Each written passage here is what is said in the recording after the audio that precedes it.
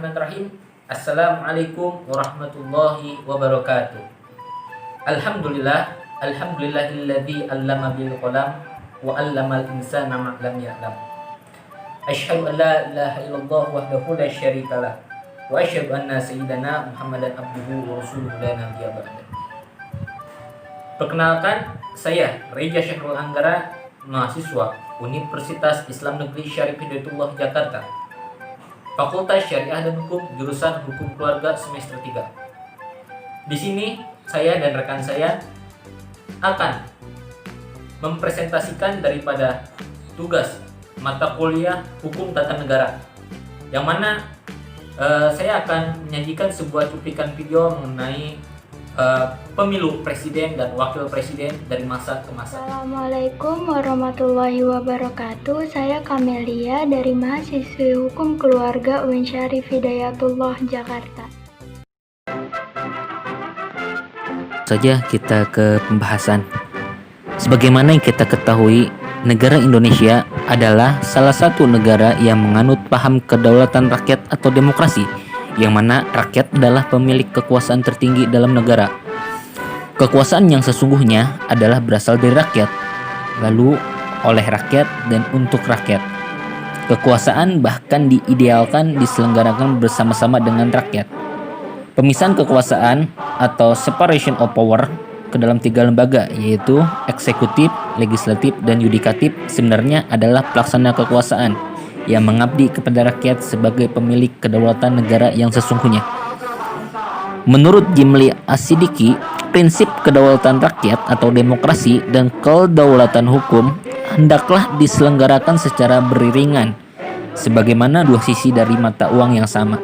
Untuk itu, Undang-Undang Dasar Negara kita menganut pengertian bahwa negara Republik Indonesia itu adalah negara hukum yang demokrasi, dan sekaligus adalah negara demokrasi yang berdasarkan atau hukum konstitusional demokrasi yang tidak terpisahkan satu sama lain. Penyaluran kedaulatan rakyat secara langsung dilakukan melalui pemilihan umum untuk memilih anggota lembaga perwakilan dan memilih presiden dan wakil presiden. Pengertian tentang pemilihan umum presiden dan wakil presiden dapat kita lihat dalam Ketentuan Umum Pasal 1 Ayat 1 Undang-Undang Nomor 42 Tahun 2008 tentang pemilihan umum presiden dan wakil presiden sebagai berikut. Yang mana bunyinya, pemilihan umum presiden dan wakil presiden selanjutnya disebut pemilu presiden dan wakil presiden adalah pemilihan umum untuk memilih presiden dan wakil presiden dalam Negara Kesatuan Republik Indonesia berdasarkan Pancasila dan Undang-Undang Dasar Negara Republik Indonesia tahun 1945. Pemilu merupakan sarana tak terpisahkan dari kehidupan politik negara demokrasi modern bagi bangsa yang tengah berjuang melembagakan kekuasaan rakyat.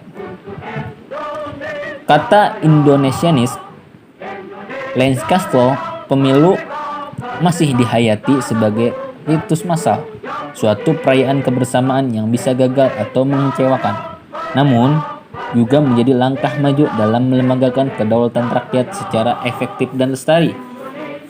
Pemilu memang merupakan keputusan yang sangat penting bagi masa depan negara. Bila suatu pemilu berjalan dengan baik, maka sebuah negara dapat melanjutkan menuju demokrasi dan perdamaian. Sebaliknya, bila pemilunya berjalan dengan buruk bahkan gagal, sebuah negara bisa dibilang tengah meruntuhkan demokrasi dan kembali menuju titik nadirnya. Itulah sebabnya pemilu kerap disebut sebagai roh demokrasi. Pengertian pemilihan umum. Pemilihan umum atau pemilu dapat dikatakan sebagai sebuah aktivitas politik di mana pemilu merupakan lembaga sekaligus juga praktis politik yang memungkinkan terbentuknya sebuah pemerintahan perwakilan. Seperti yang telah kita ketahui, pemilu merupakan salah satu unsur yang sangat vital karena salah satu parameter mengukur demokratis tindaknya suatu negara adalah dari bagaimana perjalanan pemilu yang dilaksanakan oleh negara tersebut. Demokrasi adalah suatu bentuk pemerintahan oleh rakyat. Implementasi dari pemerintahan oleh rakyat tersebut adalah dengan memilih wakil rakyat atau pemimpin nasional melalui mekanisme yang dinamakan dengan pemilihan umum. Jadi, pemilihan umum adalah satu cara untuk memilih wakil rakyat. Sebagai satu bentuk implementasi dan demokrasi, pemilu selanjutnya berfungsi sebagai wadah yang menyaring calon-calon wakil rakyat ataupun pemimpin negara yang memang benar-benar memiliki kapasitas dan kapabilitas untuk dapat mengatasnamakan rakyat. Selain daripada itu, sebagai satu wadah yang menyaring wakil rakyat atau pemimpin negara, pemilu juga terkait dengan prinsip negara hukum. Karena melalui pemilu, rakyat dapat memilih wakil-wakilnya yang berhak menciptakan produk hukum dan melakukan pengawasan atau pelaksanaan kehendak-kehendak rakyat yang digariskan oleh wakil-wakil rakyat tersebut. Dengan adanya pemilu, maka hak asasi rakyat dapat disalurkan. Demikian juga hal dengan hak untuk sama di depan hukum dan pemerintahan. Pemilu ternyata telah menjadi suatu jembatan dalam menentukan bagaimana pemerintahan dapat dibentuk secara demokratis. Rakyat menjadi penentu dalam pemilih pemimpin maupun wakilnya, yang kemudian akan mengarahkan perjalanan suatu bangsa.